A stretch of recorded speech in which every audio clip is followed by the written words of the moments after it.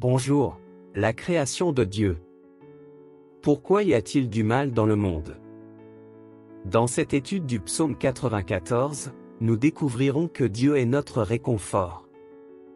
Avez-vous déjà regardé autour de vous et vous êtes-vous demandé, pourquoi y a-t-il tant de mal, de perversité et de douleur dans le monde?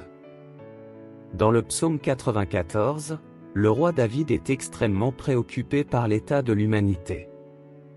Les gens blâment Dieu pour la méchanceté endémique dans le monde, comme si Dieu ne le voyait pas ou ne s'en souciait pas, voir les versets 1 à 7.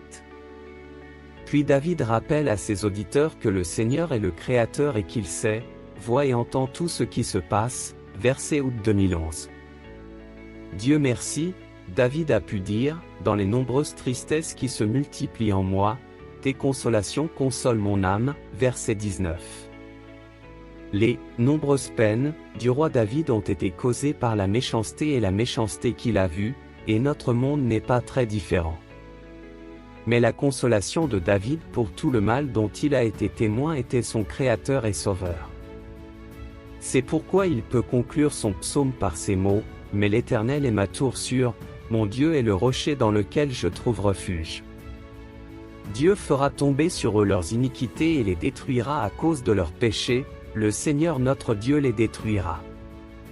Versets 22 à 23. Ce n'est pas le psaume le plus agréable à lire.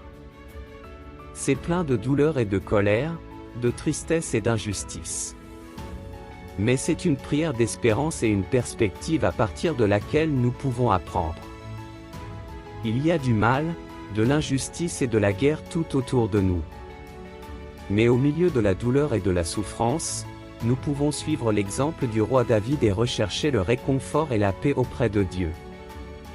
Dieu a pris soin de notre honte et de nos péchés à travers la mort de Jésus-Christ et prendra un jour soin de toute méchanceté et méchanceté. En attendant, nous pouvons dire comme David, dans les nombreuses douleurs qui se multiplient en moi, tes consolations réconfortent mon âme.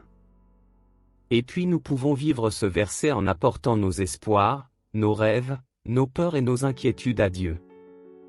Alors maintenant, réfléchissez aux préoccupations que vous avez et que vous devez confier à Dieu. Comment la connaissance de Dieu peut-elle ravir votre âme? Maintenant, priez avec moi. Mon Dieu, tu as le contrôle. Et parce que vous avez le contrôle, je suis en sécurité. Je suis son fils. Et comme rien ne peut me séparer de toi, je peux courir vers toi lorsque je suis confronté à des problèmes de toutes sortes. S'il vous plaît, aidez-moi à m'en souvenir.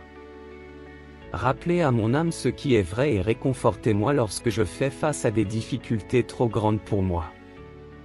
Remplis-moi de joie parce que je crois en toi. Au nom de Jésus, Amen.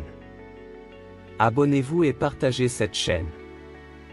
Ainsi, chaque jour, de plus en plus de personnes, tout comme vous, auront l'occasion d'interagir quotidiennement avec Dieu dans la prière.